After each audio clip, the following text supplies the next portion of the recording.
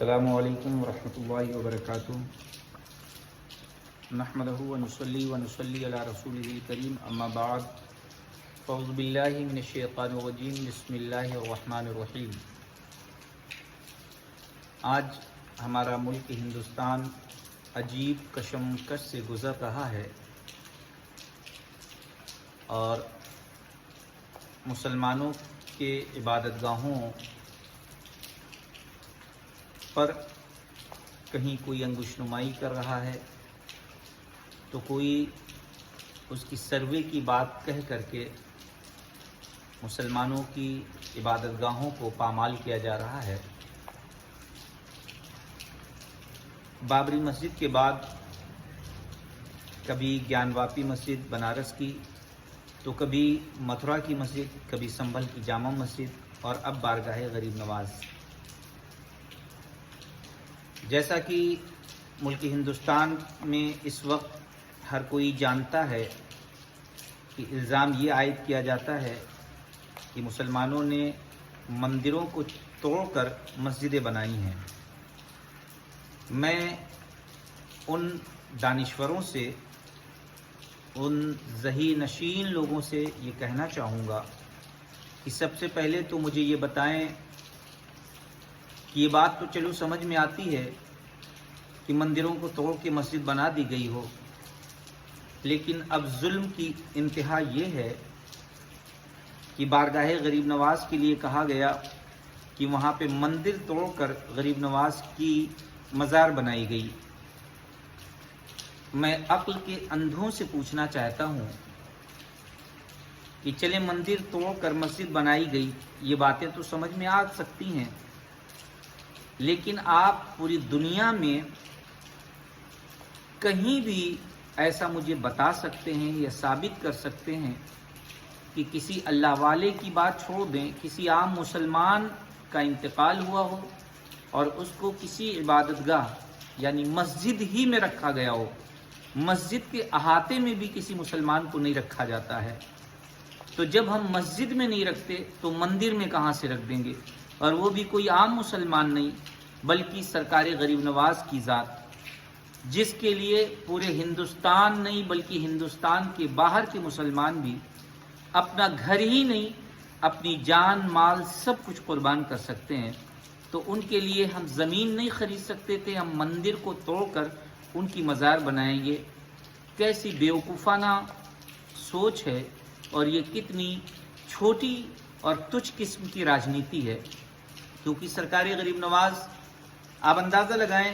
کہ ہندوستان ہی نہیں بلکہ ہندوستان کے باہر کے بھی تمام مسلمانوں کے دلوں کی دھڑکن ہے۔ جب کسی کے ہاں انتقال ہوتا ہے تو بندہ اتنا غمگین ہوتا ہے، اتنے زیادہ دکھ کا شکار ہوتا ہے، اتنی پریشانیوں کا شکار ہوتا ہے کہ اس وقت اس کو یہ سوجھے گی کہ فلاں جگہ کی مندر کو توڑ کر ہم ان کی قبر بنا دیں۔ ذرا آپ خیال کریں کہ سرکار غریب نواز کا جنازہ رکھا ہوگا اور کوئی بندہ مندر توڑ کر کے ان کے جنازے کو دفنانے کی سوچ رہا ہوگا۔ کتنی گھٹیا، کتنی چھوٹی سوچ کے لوگ ہیں۔ اب آپ اندازہ لگائیں کہ سرکار غریب نواز کی بارگاہ کا آپ سروے کرائیں، اس کے توڑنے کی باتیں کریں، ہندوستان کی مساجد محفوظ نہ رہیں، اس کو آپ توڑنے کی بات کریں۔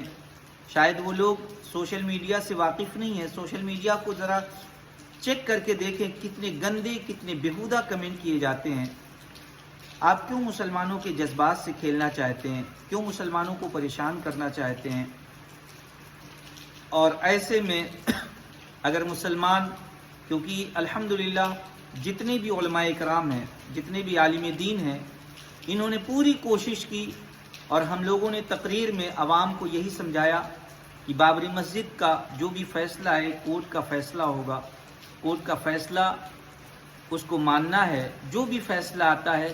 دلوں پہ پتھر رکھ کر کے آپ کو اس فیصلے کو ماننا ہے، کسی بھی طریقے سے ہندوستان میں امن و سکون کو غارت نہیں کرنا ہے۔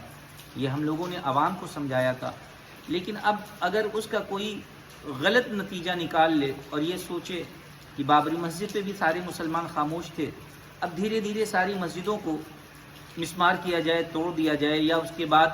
ہم بارگاہ غریب نواز کو بھی مسمار کر دیں معاذ اللہ اور اس کو بھی توڑ دیں، تو یاد رکھیں سرکار غریب نواز کی وہ بارگاہ ہے جہاں سے پوری دنیا کا مسلمان جڑا ہوا ہے،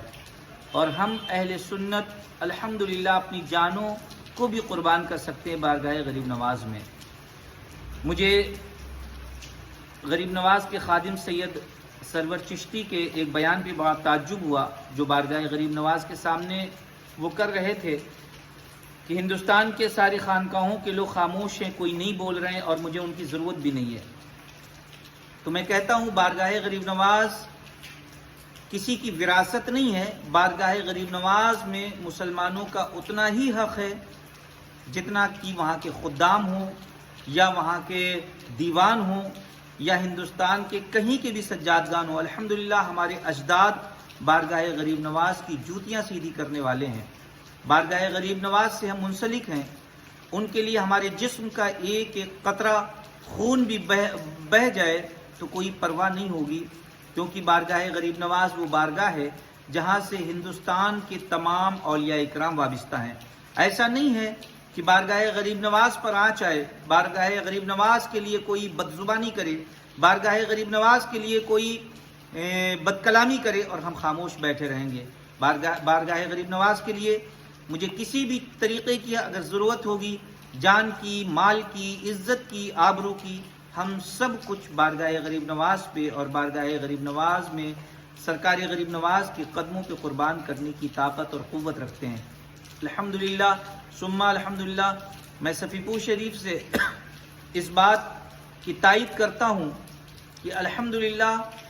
ہندوستان کے تمام خانقاہوں کے سجادگان بارگاہ غریب نواز میں ذرہ برابر بھی بے حرمتی برداشت نہیں کر سکتے، چاہے وہ کہیں کے بھی سجادگان ہوں۔ ہندوستان کے کوئی بھی سجادگان یہ ہرگز برداشت نہیں کر سکتے کہ بارگاہ غریب نواز میں ذرہ برابر بھی توہین کی جائے۔ لہذا میں حکومت ہند سے یہ گزارش کروں گا کہ بے وجہ مسلمانوں کے جذبات سے جو لوگ کھیل رہے ہیں ان کو سخت سے سخت کارروائی ان کے خلاف کی جائے۔ جو لوگ اس طریقے کا واویلا مچا رہے ہیں،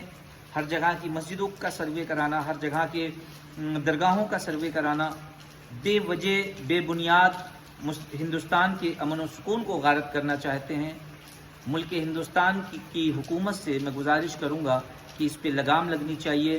کیونکہ ہم لوگ کہاں تک عوام کو خاموش کر سکتے ہیں۔ جہاں تک ہماری ہمت ہے، جہاں تک ہم کر سکتے ہیں، وہاں تک ہم ہندوستان میں انشاءاللہ امن و سکون کو ہی قائم رکھیں گے۔ لہذا میں حکومت ہند سے پھر گزارش کروں گا کہ وہ سرکار غریب نواز کی بارگاہ میں کسی بھی طریقے سے کسی بھی بے حرمتی سے پرہیز کریں اور مسلمانوں کے جذبات سے نہ کھیلیں۔ سرکار غریب نواز کی بارگاہ آج کی نہیں ہے، تقریباً 800 سال پرانی بارگاہ ہے۔ آج تک کبھی کسی نے یہ خیال تک نہیں کیا، اور جہاں تک سوال یہ ہے کہ وہاں کی نقاشی کیسی بیوقوفانہ گفتگو کی جاتی ہے کہ وہاں کی نقاشی، ارے بھائی وہ راجستھان ہے، راجستھان میں گھروں میں نقاشیاں کی جاتی ہیں، اب کیا ہر گھر مندر ہوگا، ہر گھر مسجد ہوگی؟ نہیں، وہاں کی نقاشیاں وہاں کی سنسکرتی ہے، وہاں کی خوبی ہے کہ راجستھان میں اکثر و بیشتر نقاشیوں کے مکان بنتے ہیں، نقاشیوں کی مسجدیں بنتی ہیں، نقاشیوں کے مندر بنتے ہیں۔ ہم اپنے مردوں کو مسجد میں دفن نہیں کرتے تو ہم گردوارے میں اور مندروں میں کہاں دفن کریں گے جا کر کے؟ اور اللہ کا فضل ہے ہم سرکار غریب نواز کے لیے اپنی جانیں قربان کر سکتے ہیں، غریب نواز کی بارگاہ کے لیے اپنا مال قربان کر سکتے ہیں، تو ہم کسی کی مندروں میں جا کر کے معاذ اللہ سرکار غریب نواز کو دفن نہیں کریں گے۔ لہذا ان تمام چیزوں سے پرہیز کیا جائے، اور جو بے وجہ حکومت ہند کا وقت ضائع کرتے ہیں، سپریم کورٹ کا وقت ضائع کرتے ہیں، اس پہ لگام لگنی چاہیے، اور اس طریقے کے بار بار سروے، بار بار مسجدوں کی بے حرمتی کرنا ان کو بند کیا جائے۔ یہی میری حکومت ہند سے التماس و گزارش ہے۔